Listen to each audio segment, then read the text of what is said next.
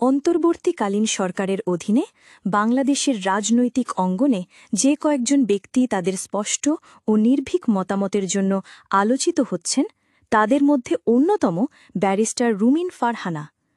রাজনৈতিক ব্যক্তিত্ব হিসেবে তিনি সাম্প্রতিক সময়ে সরকারের বিভিন্ন কর্মকাণ্ডের তীক্ষ্ণ সমালোচনার মাধ্যমে জাতীয় পর্যায়ে মনোযোগ আকর্ষণ করেছেন।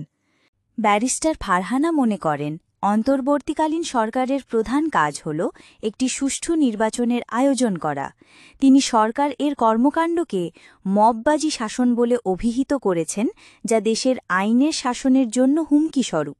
তার এই সাহসী ও স্পষ্টবাদী ভূমিকার কারণে সামাজিক যোগাযোগ মাধ্যমে একটি মহল তার বিরুদ্ধে আক্রমণাত্মক প্রচারণা চালাচ্ছে।